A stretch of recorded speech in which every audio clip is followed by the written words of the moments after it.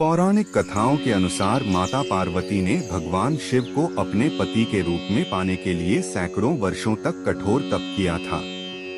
उनकी तपस्या को देखकर देवताओं ने शिवजी से देवी पार्वती की मनोकामना पूरी करने की प्रार्थना की थी।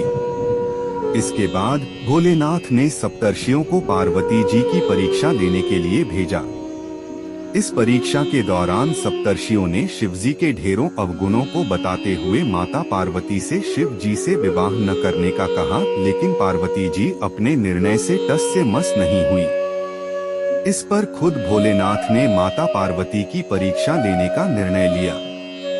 माता पार्वती के तप से प्रसन्न होकर शंकर जी उनके सामने प्रकट हुए और उन्हें वरदान देकर अंतर्ध्यान हो गए।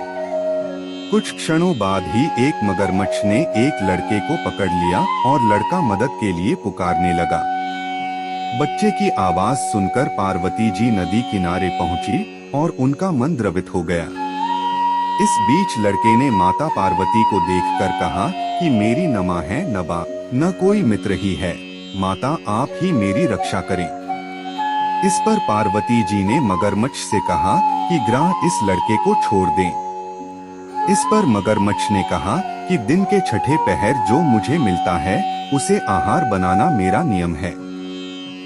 पार्वती जी के विनती करने पर मगरमच्छ ने लड़के को छोड़ने के बदले में पार्वती जी के तप से प्राप्त वरदान का पुण्य फल मांग लिया। इस पर पार्वती जी तैयार हो गईं। मगरमच्छ ने बालक को छोड़ दिया और तेजस्वी बन गया।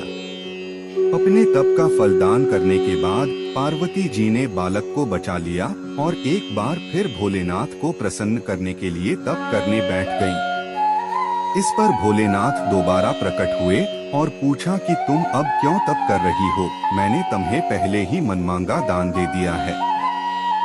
इस पर पार्वती जी ने अपने तप का फल दान करने की बात कही। इस पर शिवजी प्रसन्न होकर बोले, मगरमच्छ और लड़के दोनों के स्वरूप में मैं ही था। मैं तुम्हारी परीक्षा ले रहा था कि तुम्हारा चित्त प्राणी मात्र में अपने सुख दुख का अनुभव करता है या नहीं। तुम्हारी परीक्षा लेने के लिए ही मैंने ये लीला रचाई थी। अनेकों रूप में दिखने वाला मैं ही एक सत्य हूँ।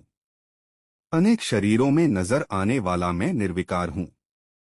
इस तरह पार्वती जी शिव जी की परीक्षा में उत्तीर्ण हुई और उनकी अर्धांगिनी बनी।